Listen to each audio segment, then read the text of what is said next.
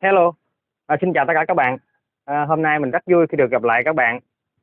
Trong cái video hôm nay thì mình xin chia sẻ với các bạn cái cách nhân men và cách bảo quản sử dụng cái chế phẩm sinh học trừ sâu và các loại côn trùng có hại này nha các bạn.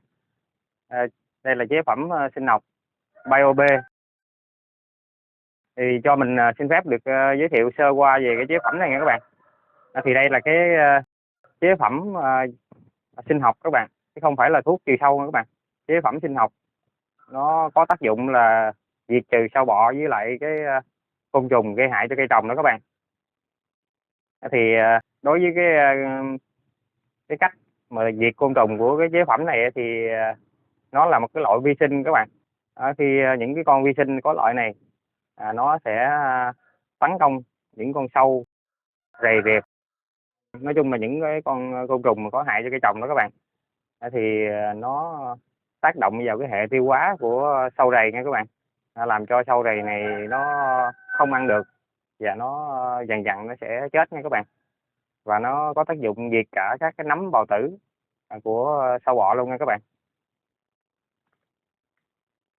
Nó hoàn toàn là không độc hại đối với môi trường, đối với con người chúng ta các bạn. Khi mà chúng ta phun xịt trên cây trồng chúng ta thì chúng ta không cần phải cách ly, chúng ta vẫn sử dụng được nha các bạn.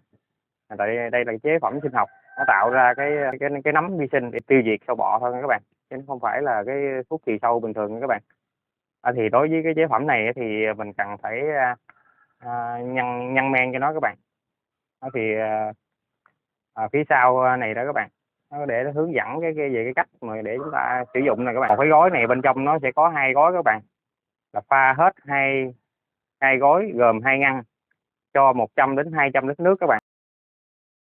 Như vậy thì khi mà các bạn sử dụng ở diện tích mà chúng ta trồng hoa màu mà nó lớn thì mình không nói gì. Còn đối với những bạn mà chúng ta là trồng hoa màu mà với diện tích nhỏ thôi, chúng ta trồng hoặc là chăm sóc cây kiểng rồi thôi, thì diện tích chúng ta rất là nhỏ. Nếu mà chúng ta sử dụng nguyên gói này, chúng ta để pha cho 100 đến 200 lít nước thì nó sẽ rất là phí các bạn, chúng ta sẽ không sử dụng hết. Cho nên mình video mình hôm nay thì sẽ hướng dẫn cho các bạn cái cách để chúng ta nhân cái men này và chúng ta bảo quản nó và chúng ta sử dụng như thế nào các bạn. Đối với cái cách làm này thì các bạn có thể là nhân men xong rồi chúng ta cứ để như vậy rồi chúng ta lấy ra chúng ta sử dụng như dần dần nha các bạn. Sau đây mình sẽ xin chia sẻ với các bạn về cái cách nhân men của cái chế phẩm sinh học này nha các bạn.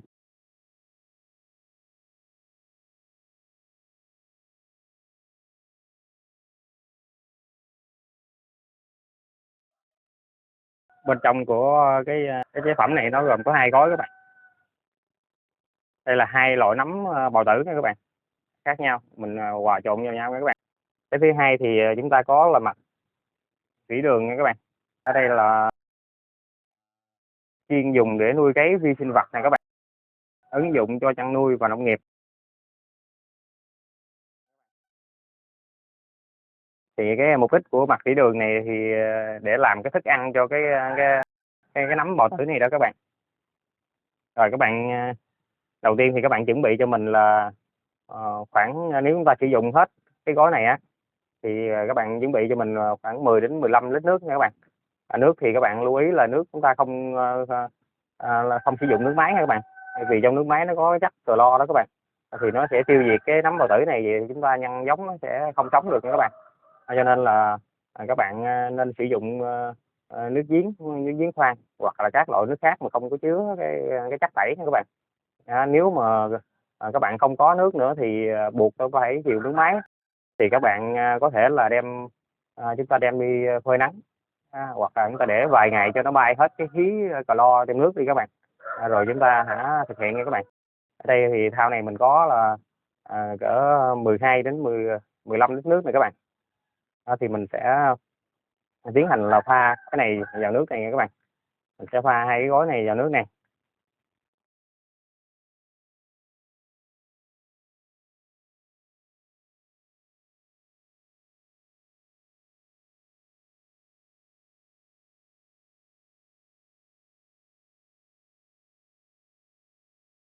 Rồi sau đó chúng ta là khuấy đều lên nha các bạn, cho nó hòa vào nước nha các bạn.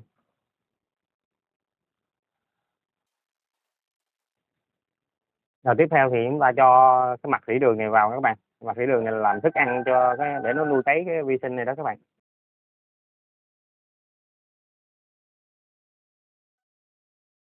Đối với cái chai này thì nó 1 lít các bạn. Cái chai này 1 lít. Thì các bạn có thể sử dụng hết chai này cũng được. Tại vì thức ăn cho nó mà, các bạn sử dụng nhiều hay ít gì cũng không quan trọng đâu các bạn. Mà chúng ta trong cái khoảng cho phép thôi các bạn. Cho nên mình sử dụng ở đây là khoảng 700 ml nha các bạn. Để chừa lại uh, 300 ml mình còn sử dụng vào việc khác nữa nha các bạn. Các bạn nếu các bạn không làm gì thì các bạn sử dụng hết nguyên chai này cho một gói này thì cũng vẫn được nha các bạn. Rồi mình sẽ cho vào nước.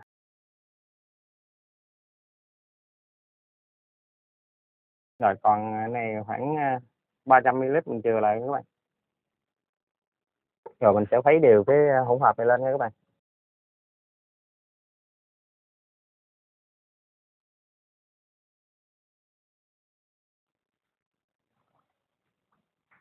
Các bạn quậy một lát cho cái đường này và cái dung dịch này nó hòa lẫn vào nhau nha các bạn.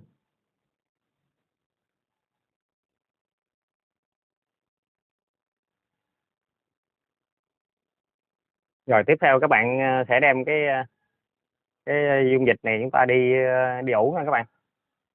Thì các bạn sẽ sử dụng cho mình một cái can như vậy các bạn. Cái can này nó dày nha các bạn, nó phải có độ dày nha các bạn, và nó phải có nắp đậy để chúng ta ủ vi sinh đó các bạn. Rồi các bạn sẽ cho cái dung dịch vào can này để chúng ta ủ nha các bạn.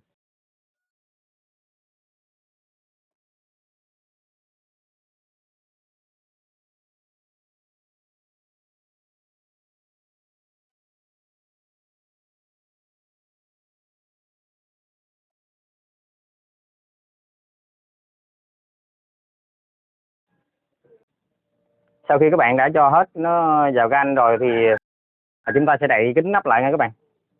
Các bạn vặn cho nó kín thật là kín luôn nha các bạn.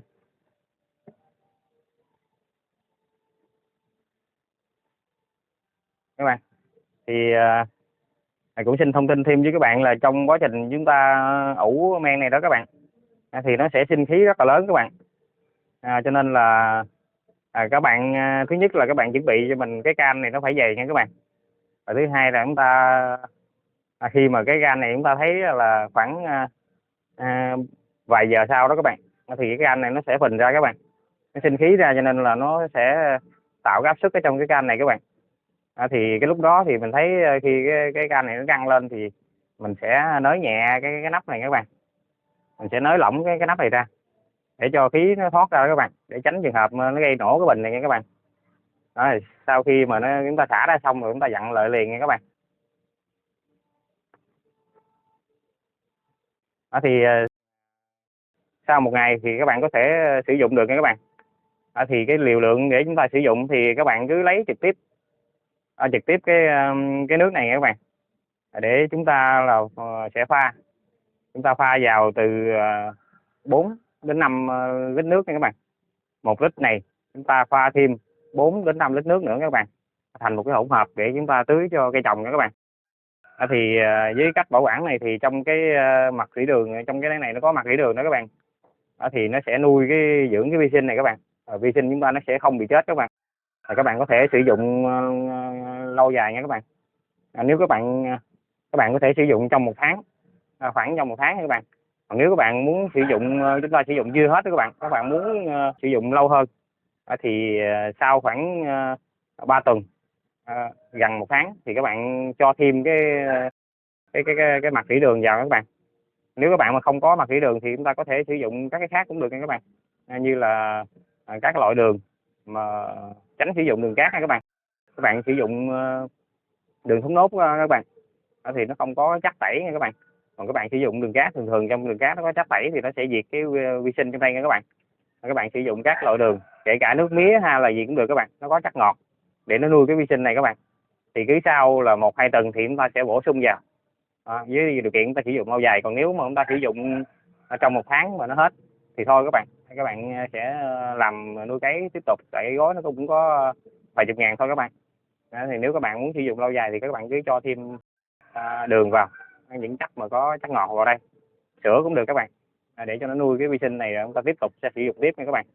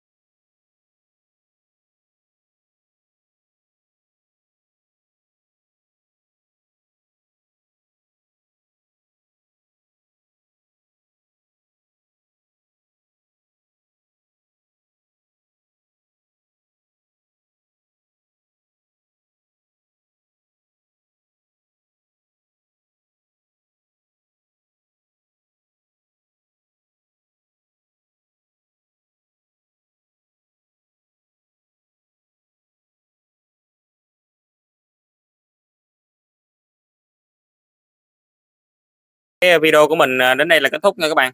Các bạn xem video thấy hay thì nhớ cho mình một like. Bạn nào chưa đăng ký kênh thì hãy nhớ bấm nút đăng ký kênh để theo dõi những video tiếp theo của mình. Xin cảm ơn các bạn rất là nhiều.